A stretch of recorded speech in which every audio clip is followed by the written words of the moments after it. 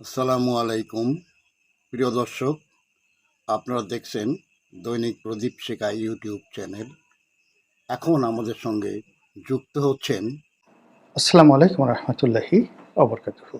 সম্মানিত দর্শক, অবস্থা দৃষ্টে মনে হচ্ছে যে পুরো বাংলাদেশ একটা গভীর সংকটের মধ্যে ঘুরপাক খাচ্ছে।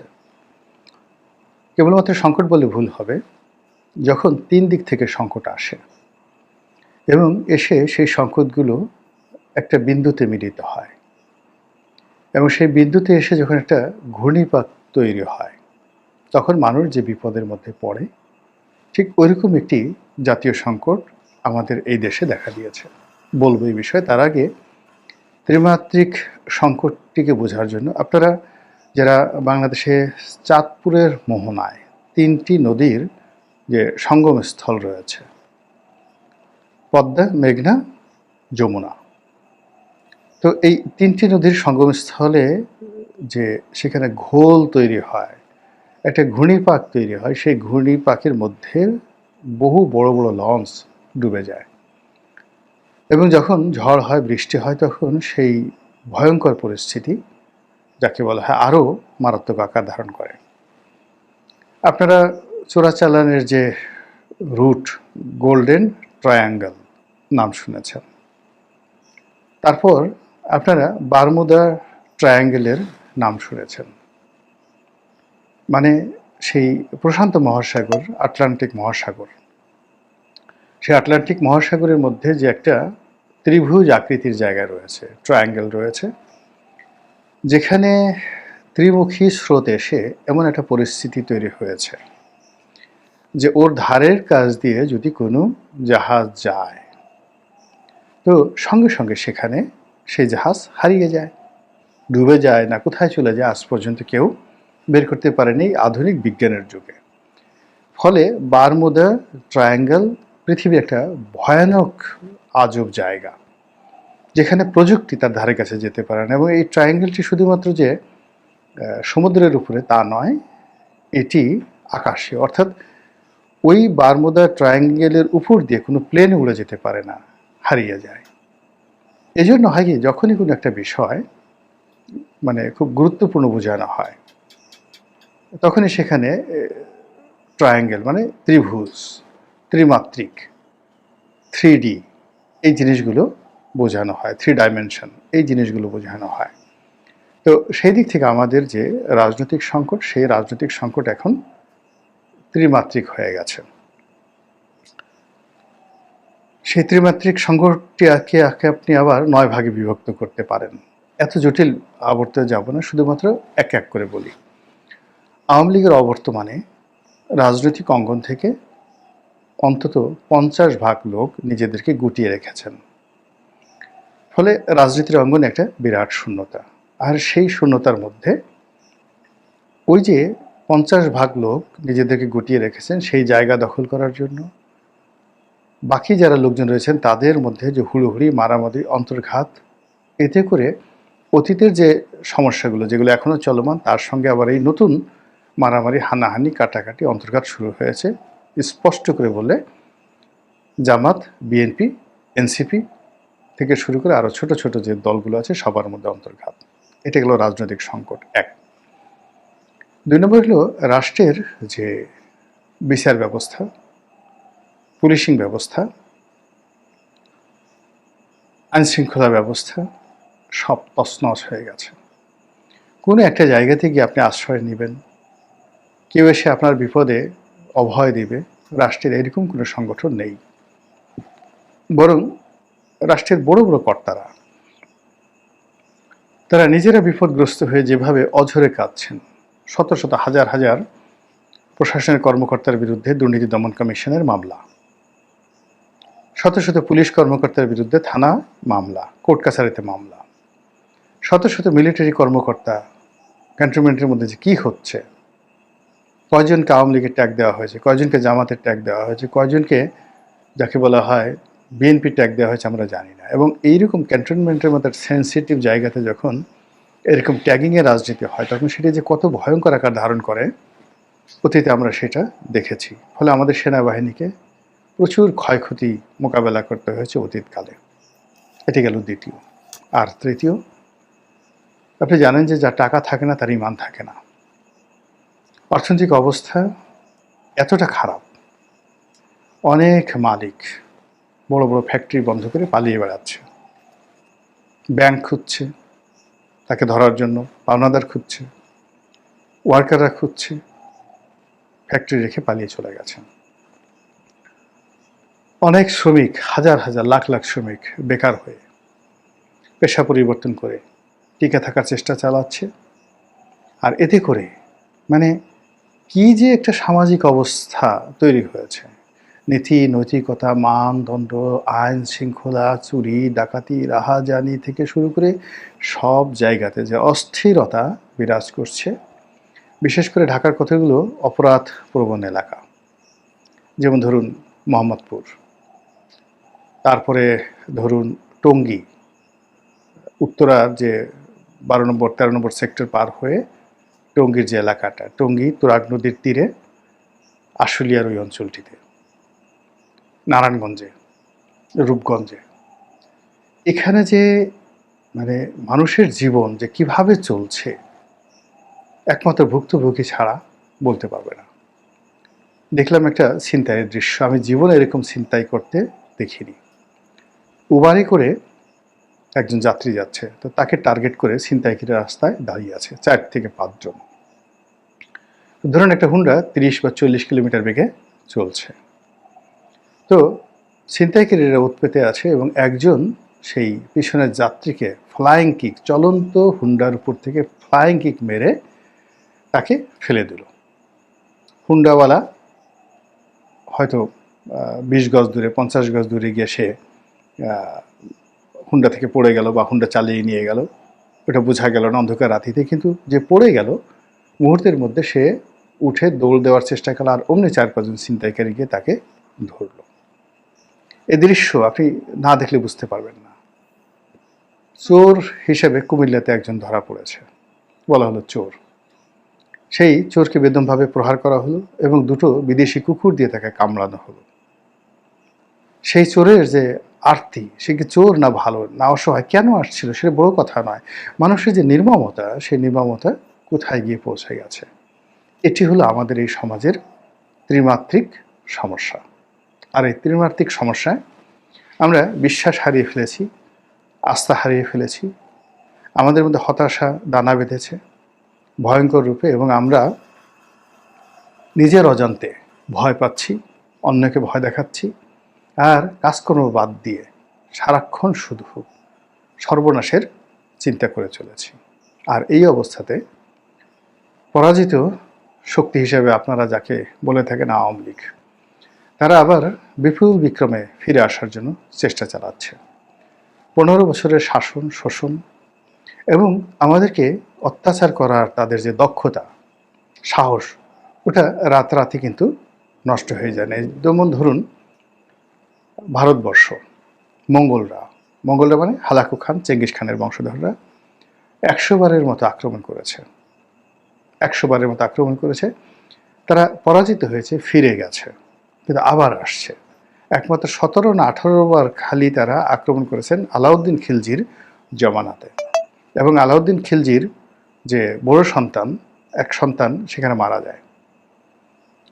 দ্বিতীয়ত সুলতান ইলতুৎমিশ, তার সবচেয়ে প্রিয় সন্তানও কিন্তু মারা যায়। তো এইভাবে মানে দাস বংশের সুলতান ইলতুৎমিশ থেকে শুরু করে একদম খিলজি বংশ, তো সেই খিলজি বংশ পর্যন্ত 100 বার মঙ্গলরা আক্রমণ করেছে, কিন্তু তারা একবারে সফল হয়নি, কিন্তু আবার কদিন পরে তারা ফিরে এসেছে।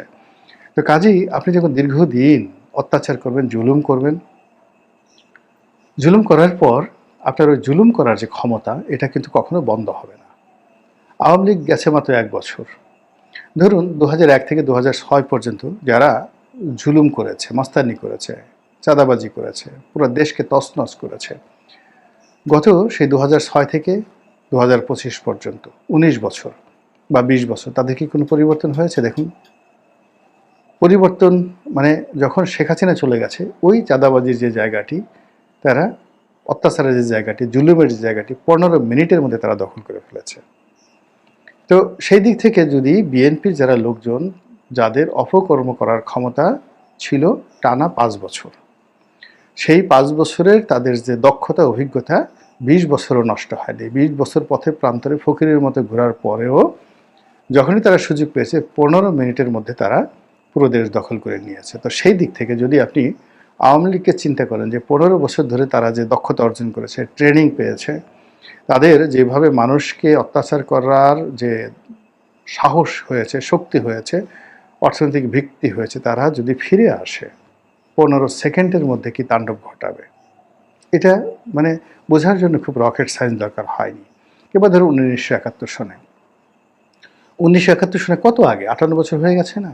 তো ওই সময়টাতে জামাতের লোকজন যে কর্মকাণ্ডগুলো করেছে, তারা আলবদর, আশ-শামস থেকে শুরু করে রাজাকার যে বাহিনী থাকুক না কেন, সেই বাহিনীর মাধ্যমে তারা যেভাবে জুলুম করেছে, অত্যাচার করেছে, তার ধারাবাহিকতায় অনেকেই মারা গেছেন, অনেকেই বৃদ্ধ হয়ে গেছেন। এই প্রজন্মে এখন যারা নেতৃত্বে আছেন তারা হয়তো শুধুমাত্র জামাতের সেই আদর্শটা ধারণ করেন, কিন্তু দেখেন একটা সুসময় পাওয়ার সঙ্গে সঙ্গে 1 মিনিটের মধ্যে তারা যে ভাষায় কথা বলছে, তাদের যে বডি ল্যাঙ্গুয়েজ, আপনার কি মনে হয় না যে তারা আবার 71-এ ফিরে গেছে? তাদের সেই শক্তি সামর্থ্য তারা অর্জন করে ফেলেছে। তো তাই যদি হয়, তাহলে ওই যে বললাম না যে কোনো অবস্থাতে একজন মানুষ যদি মারাও যায় তার কিন্তু মানে স্বভাব যায় না, মানে না মৃত্যু হওয়া পর্যন্ত তার স্বভাব যায় না। স্বভাব এমন একটা জিনিস, এটা থেকে যায়। ফলে এই রাজপথে আওয়ামী লীগের যে কর্মকাণ্ড, আওয়ামী লীগ যা করতে পারে, এটা 1954, 1953, 58 থেকে শুরু করে একেবারে 2025 পর্যন্ত আপনি পুরো একটা গ্রাফ টানেন, এবং সেই গ্রাফ টানার ফলে তারা যা যা করতে পারে সেটা থানা জানে, পুলিশ জানে, মিলিটারি জানে, সাধারণ জনগণ জানে, তাদের যারা রাজনৈতিক প্রতিপক্ষ জানে, সবাই জানে। আর সেই অবস্থাতে মাত্র 1 বছরের মাথায় তারা প্রতিদিন সারা বাংলাদেশে 30, 35, 40, 50টি করে ঝটিকা মিছিল করছে।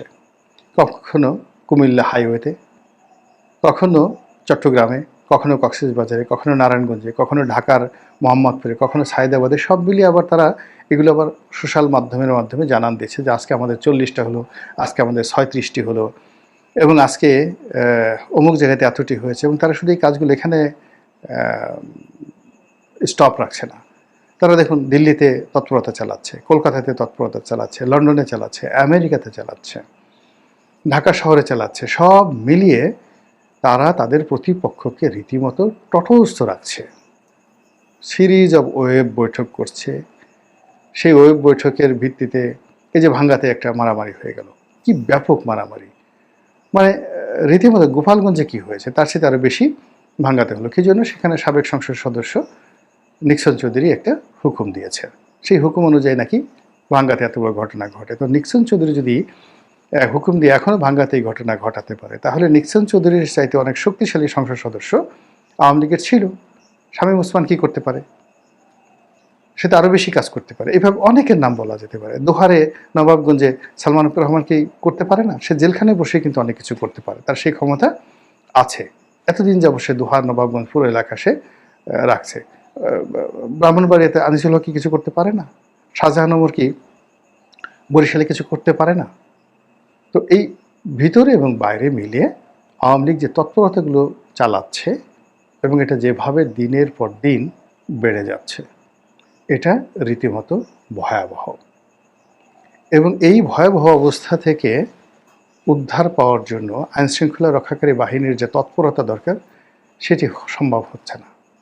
এর কারণ হলো এই যে 15 বছর আওয়ামী লীগের দাবিদারি করে মামলা মোকদ্দমায় পড়ে পুলিশ বুঝে গেছে যে রাজনৈতিক সরকারের কথা মতো যদি চলা যায় বা চলতে হয়, তাহলে জেলের ঘানি টানতে হবে সারা জীবন, পুরো ফ্যামিলি শেষ। তার চেয়ে বরং যদি কোনো অন্যায় নির্দেশ না মেনে চাকরিটা চলে যায়, ভিক্ষা করে খাওয়া যাবে, রাস্তায় রিক্সা চালিয়ে খাওয়া যাবে, এটা অনেক অনেক নিরাপদ চাকরি হারিয়ে। কিন্তু কোনো কারণে যদি কোনো কর্তৃপক্ষের হুকুম শুনে, অন্যায় আবদার শুনে যদি একটা কারো প্রতিহিংসার মানে শিকার হয়, এবং পালা বদলের পরে যদি এখন যেভাবে আর্মির লোক, এখন যেভাবে পুলিশের লোক, সিভিল সার্ভিসের লোক মামলার ঘানি টানছে, এইভাবে যদি তাদেরকে মামলার ঘানি টানতে হয়, তাহলে মানে পুরো পরিবারকে রীতিমতো জাহান্নামের আগুনে ফেলে দেওয়ার মতো একটা অবস্থা। তো এই কাজগুলো এখন কোনো পুলিশ কর্মকর্তা বা রাষ্ট্রের কর্মকর্তা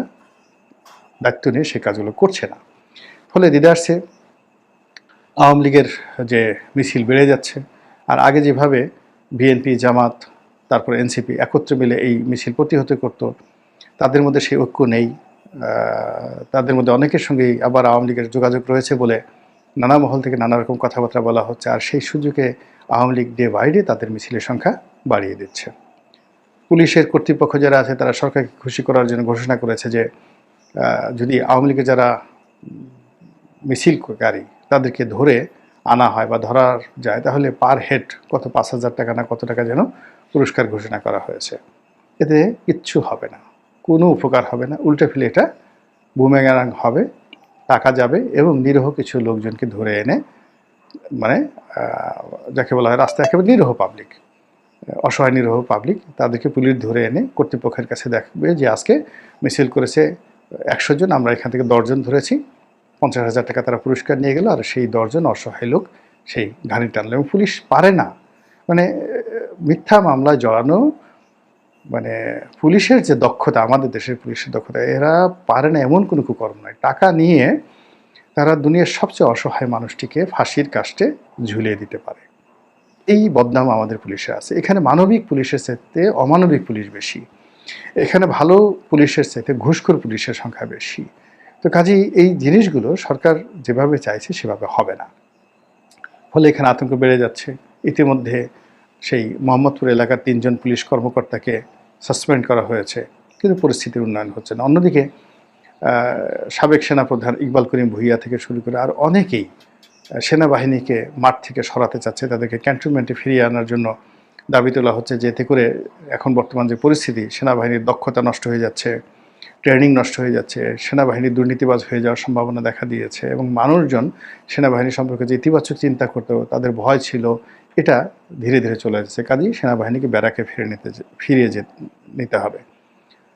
আর এই ঘটনাটা যদি ঘটে 7 দিন, অনলি ফর 7 ডেজ, 7 ডেজে যে কী হবে, টেকনাফ থেকে তেঁতুলিয়া, অর্থাৎ পুলিশ তো অ্যাক্ট করছে না, কাজ করছে না, সেনাবাহিনী ওইভাবে কোনো দায়িত্ব পালন না করলেও তাদের উপস্থিতির কারণে মানুষের মধ্যে যে ভীতিটি আছে সেটি যদি না থাকে, আওয়ামী লীগের মিছিল যদি এখন যেভাবে আছে এইভাবে চলতে থাকে, বিশ্বাস করেন মানুষের জীবনে, জাতীয় জীবনে ত্রিমাত্রিক সমস্যা, বারমুদা ট্রায়াঙ্গেল, এটা যে কত ভয়ঙ্কর হতে পারে তা হয়তো আমরা আবার নতুন করে দেখতে যাচ্ছি। মহান আল্লাহ আমাদের সবাইকে হেদায়েত দান করুন এবং হেফাজত করুন। আসসালামু আলাইকুম ওয়া রাহমাতুল্লাহি ওয়া বারাকাতুহু।